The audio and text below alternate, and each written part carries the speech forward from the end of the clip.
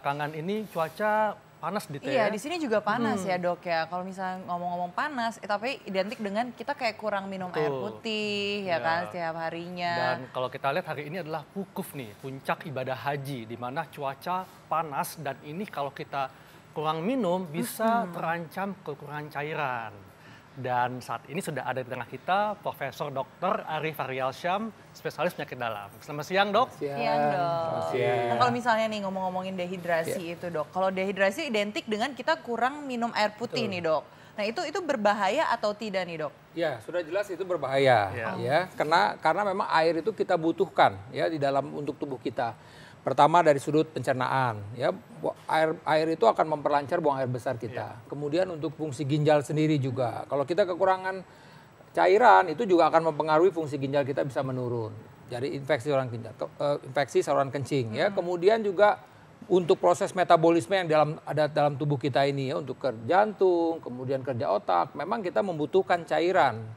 Jadi gitu. itu air putih itu sangat diperlukan sekali Betul. untuk tubuh kita. Jadi ya dok itu ya? oleh karena itulah kalau kita kekurangan cairan berbagai macam penyakit bisa terjadi pada tubuh kita. Dok, gitu. ini kan kalau kita lihat dok ya, saat ini kan memang sedang puncak ibadah haji nih. Panas, kemudian juga atlet Asian Games bertanding, panas juga cuacanya. Nah, ini sebetulnya gejala-gejala apa nih dok yang mesti diwaspadai bahwa seseorang mengalami kekurangan cairan? Ya betul, ini mungkin kita perlu tahu juga nih bahwa sudah ada puluhan jamaah haji Indonesia yang meninggal. Dan saya juga dapat laporannya bahwa itu sebagian juga karena dehidrasi mereka. Jadi ketika panas yang tinggi, kita kekurangan cairan, maka yang akan terjadi adalah bahwa memang akan terjadi gangguan metabolisme di dalam tubuh kita. Akhirnya tubuh tidak mempunyai kemampuan lagi untuk mempertahankan suhu tubuh yang akhirnya terjadi heat stroke dan bisa menyebabkan kematian. Itu tadi. Oleh karena itulah memang pentingnya kita harus menjaga nih minum kita. Ya bagaimana dengan atlet? Kalau atlet saya rasa apalagi atlet-atlet dunia nih yang lagi bertanding di Asian Games mereka udah pasti tahu. Udah pasti juga pelatihnya akan mengingatkan. Karena ketika mereka kekurangan cairan akan mengganggu performance atletnya gitu loh. Sebenarnya kalau untuk dehidrasi sendiri ini kita lebih baik untuk minum air putih atau minuman yang berion nih dok? Ya intinya adalah tergantung apa yang terjadi pada tubuh kita. Kalau untuk maintenance aja misalnya ya untuk kita misalnya untuk aktivitas sehari-hari itu memang kebutuhan kita kira-kira 30 sampai 50 cc per kilogram berat badan.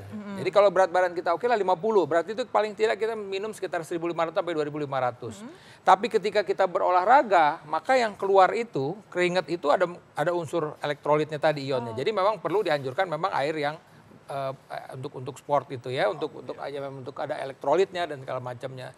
Tapi kalau kita misalnya untuk tidak berkeringat, artinya cuma di dalam ruangan saja, ya air putih biasa pun sudah cukup sebenarnya. Gitu. Dok kalau gitu ke fakta mitos selanjutnya nih dok ya, katanya untuk mendeteksi dehidrasi ini dengan berubahnya warna urin ini, itu fakta atau mitos? Itu betul-betul, itu fakta. Jadi memang buat masyarakat umum ya, itu perhatiin deh. Warnanya apa nih dok? Nah jadi perhatiin pada saat kita buang air kecil, kalau warnanya itu udah mulai kekuningan, kecuali kalau kita habis minum vitamin C beda lain ceritanya. Tapi kalau tidak, nah berarti kita kurang minum. Coba deh perhatiin pagi-pagi biasanya. Nah kalau pagi-pagi itu kita buang air kecil warnanya relatif lebih kuning tuh. Kenapa? Karena kan kita berpuasa tuh. Artinya kan kita tidur kan pasti sekian jam ya. Jadi 6 sampai 8 jam kita tidak minum kan. Nah itu apa yang terjadi pada saat pagi hari itu biasanya kita kekurangan cairan. Jadi lebih disarankan kayak sebelum tidur atau setelah bangun tidur tuh minum air putih ya, minum air putih sebelum tidur 1 gelas, tapi juga jangan terlalu banyak-banyak ya, cukup 1 gelas aja. Nah pada saat bangun tidur memang kita dianjurkan untuk minum air putih dulu. Karena tadi itu selama 6 sampai 8 jam tidak ada air yang masuk. Jadi itu yang pertama kali kita untuk tubuh itu untuk mengalami hidrasi dulu gitu, cairannya dikembalikan dulu. Gitu. Ini pemirsa perlu tahu dok, selain gejala rasa haus atau warna urin berubah pekat, apalagi nih Prof gejala-gejala dehidrasi yang mesti diwaspadai? Ya, jadi yang jelas tadi memang kita rasa haus ya. Kemudian kering nih, mulut kita ini kering ya. Kemudian juga biasanya sudah mulai hawa udara napas kita ini panas. Jadi kayak berubah warna hawa napas sudah agak panas. Bisa juga pengaruh bau karena mulut kering ini bisa artinya bau yang tidak sedap. Ya, kemudian juga tadi nih buang air kecil tadi berkurang. Atau pekat tadi buang air kecil ya. Kemudian kulit juga kering. Kemudian kadang-kadang pasien tuh merasa sempoyongan gitu, meleyeng kepalanya. Kelayangan itu juga salah satu tanda kekurangan cairan. Nah, ini kan gejala pada dewasa, Dok. Ya. Kalau pada anak-anak gimana nih? Ya, anak-anak memang tergantung kita nih. Biasanya kan kalau, ya memang saya bukan dokter anak ya, tapi pada umum secara umum kita bisa aja rewel sih biasanya. Kalau anak udah rewel, hati-hati nih apa sih? Jangan-jangan kurang minum gitu loh. Ketika kita kasih minum, baru tenang lagi dia. Anak-anak tuh memang lebih susah. Artinya karena kita nggak tahu dia sibuk main segala macam keringetan. Nah orang tuanya atau yang jaga ini mesti lihat nih. Jangan-jangan nanti kita nggak perhatiin tahu-tahu kekurangan cairan. Nah Dok, kalau fakta mitos selanjutnya nih kan, orang yang mengkonsumsi air dengan jumlah yang banyak itu tidak akan mengalami dehidrasi, Dok. Ya, itu fakta atau mitos, Dok? Itu fakta. Jadi karena tadi intinya untuk cairan itu tidak ada lain, kita harus minum air. Nggak ada lain. Ya. Kecuali kalau dia memang ada pasien-pasien yang mengalami gagal ginjal.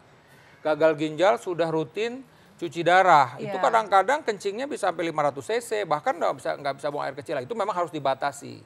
Atau orang yang sakit jantung misalnya gitu ya. Orang yang sakit jantung karena kerja jantungnya sudah terganggu, kalau dia banyak minum itu bisa mengalami gagal jantung. Jadi kalau secara normal, kalau kita banyak minum, ginjal kita baik, pasti buang air kecil kita jadi banyak gitu aja. Nah, hati-hati ya kalau dehidrasi bisa mengganggu aktivitas. Kayak tadi Beyonce sampai batal loh konsernya. Iya, tapi juga tadi katanya dehidrasi itu bukan mengurangi cairan tubuh, itu bisa dapat bikin kita kurus. Tapi itu mitos kali, Dok ya. Iya. Dok, jadi nih kalau penonton perlu tahu nih, Dok ya. Jadi kalau mengalami dehidrasi, apa dampak bagi tubuh kita? Iya. Jadi yang sering nih ya, yang sering adalah kalau kita kurang minum, ya itu bisa jadi kurang kencing, kurang buang air kecil, dan itu bisa mengganggu infeksi orang kencing. Jadi sering pasien-pasien nih datang dengan infeksi orang kencing, misalnya panas saat kencing gitu ya, kemudian apa yang kita bilang nggak nyaman waktu buang air kecil, ketika kita tanya karena kurang minum gitu. Nah satu lagi juga pencernaan. Buang air besar susah juga karena kurang minum. Sering pasien-pasien saya datang dengan buang air besar, saya udah makan sayur Dok, tapi ternyata minumnya kurang. Karena gini, kalau kita yang biasa kerja di ruangan AC, seperti lah mobil ber-AC, masuk lagi ke ruangan ber-AC, semua ber-AC itu memang rasanya tidak aus. Nah ini yang jadi patokan, nggak boleh dasarnya itu nggak aus. Kita lihat total berapa sih kita udah minum hari ini gitu loh. Nah paling nggak kan minimal 8 gelas.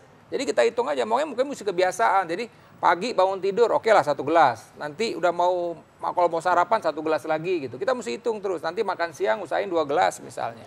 Kalau mau tidur kira-kira setengah jam, 1 jam 1 gelas lagi. Kalau udah itu selalu rutin buat kita, itu jadi ada kebutuhan walaupun kita tidak haus gitu loh. Itu yang penting yang harus masyarakat ketahui. Gitu. Dan tentunya untuk kebutuhan cairan ini minimal 2 liter. Ya, jadi tadi yang saya bilang tadi patokannya 30 sampai 50 cc per kilogram berat badan. Kira-kira 50 ya kira-kira 1.200-2.500 tergantung keadaan. Kalau kita banyak aktivitas di luar, berkeringat, tentu harus kita tingkatkan lagi jumlahnya. Oke, jadi artinya jangan pernah menganggap kekurangan cairan ya, karena berbahaya bagi tubuh kita. Baik Dok, terima kasih atas penjelasannya. Iya. Dan kita akan kembali sesaat lagi, tetap di sini di acara Ayo Hidup Sehat.